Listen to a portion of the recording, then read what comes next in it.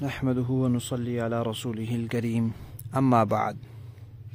ترجمے والے قرآن پاک کا صفحہ نمبر 905، 25واں پارہ، سورہ شورى، دوسرا رکوع، آیت نمبر 16 تا 19۔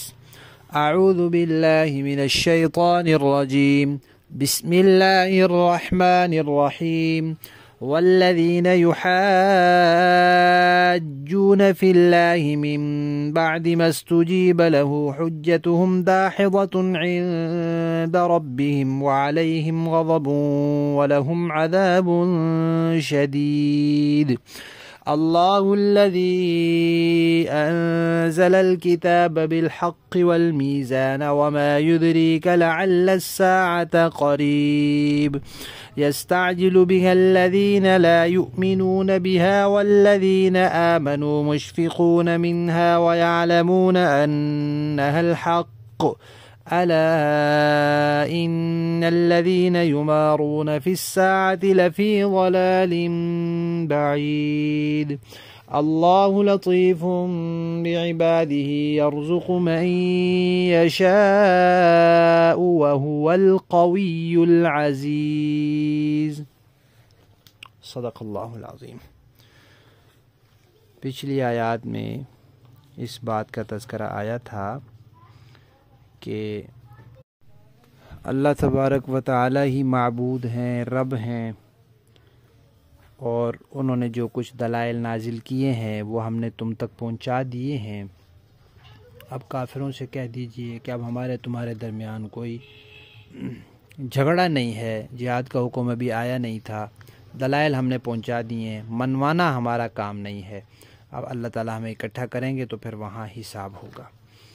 اب جو لوگ دین کے بارے میں جھگڑے نکالتے ہیں، الٹی سیدھی باتیں کرتے ہیں، مخالفت کرتے ہیں، انکار کرتے ہیں، ان کا انجام اللہ تعالیٰ بتا رہے ہیں کہ جو لوگ اللہ کے بارے میں یعنی اللہ کے دین کے بارے میں جھگڑے نکالتے ہیں، حالانکہ اس دین کو بہت سے سمجھدار لوگ قبول کر چکے ہیں، مان چکے ہیں، حق اور سچ جان چکے ہیں، پھر بھی یہ جھگڑے نکالتے ہیں، تو ایسے لوگوں کی جو دلیلیں ہیں اور جو ان کی باتیں ہیں یہ اللہ تعالیٰ کے ہاں بہت کمزور ہے، اور اللہ تعالیٰ کو ان کے اوپر بڑا غصہ ہے، اور اللہ تعالیٰ انہیں سخت سزا دیں گے۔ پھر اللہ تعالیٰ نے فرمایا کہ دیکھو اللہ تعالیٰ نے یہ کتاب نازل کی ہے، اب اس کتاب سے تم نے توحید سمجھنی ہے، تو توحید سمجھنے کے لیے 3 چیزوں کی ضرورت ہے۔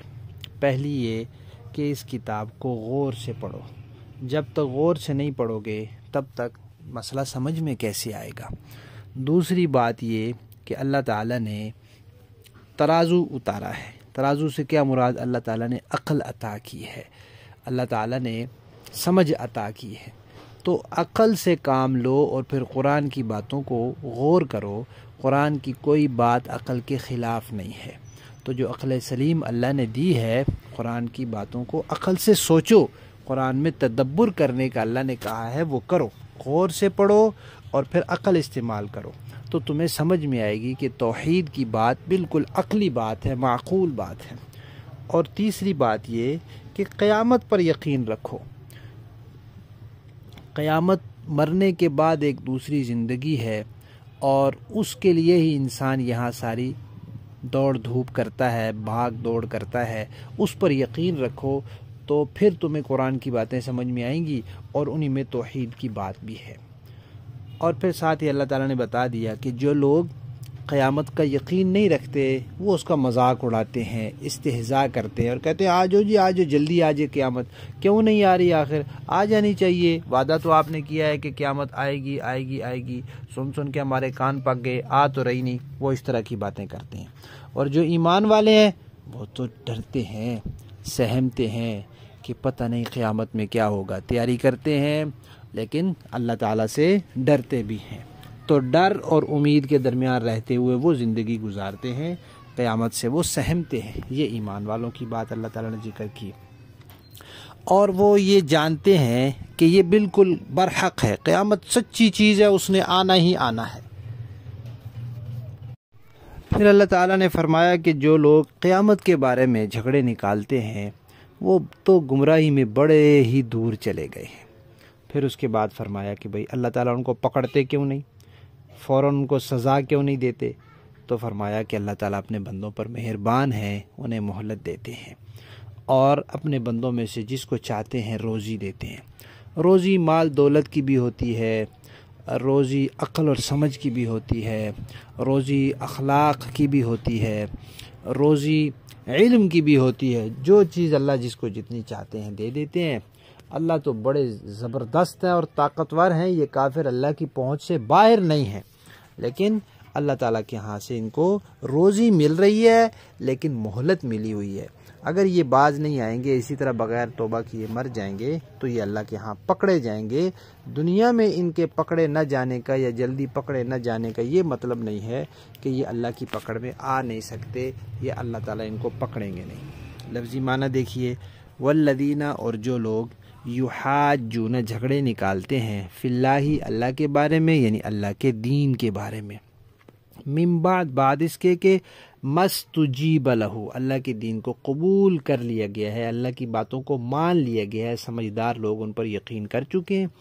حجتہم، ان لوگوں کی حجت، داحضۃ، کمزور ہے، بیکار ہے، باطل ہے، عند ربہم، ان کے رب کے ہاں، وعلیہم، اور ان پر، غضب، اللہ کا غضب ہے، غصہ ہے، ولہم، اور ان کے لیے، عذاب شدید، سخت عذاب ہے۔ اللہ الذی، اللہ ہے جس نے، انزل، اتارا ہے، الکتاب، کتاب کو، بالحق، حق کے ساتھ، والمیزان، اور ترازو بھی اللہ نے اتارا ہے، عقل کا ترازو ہے وہ اللہ نے دیا ہے۔ وما یدریکا، اور آپ کو کیا خبر کہ لعل، شاید کہ، الساعۃ، قیامت، قریب، قریب ہو۔ یستعجل، جلدی مچاتے ہیں، بہا، اس قیامت کی، الذین، وہ لوگ، لا یؤمنون، جو نہیں یقین رکھتے، بہا، اس قیامت پر، والذین، اور جو لوگ، آمنوا، ایمان لائے ہیں، مشفقون، وہ ڈرتے رہتے ہیں، منہا، اس قیامت سے، ویعلمون، اور وہ جانتے ہیں، انہا، کہ وہ قیامت، الحق، بالکل برحق ہے، الا، خبردار، انا، بے شک، الذین، جو لوگ، یمارون، جھگڑے نکالتے ہیں، فی الساعۃ، قیامت کے بارے میں، لفی ضلال بعید، وہ دور کی گمراہی میں ہے۔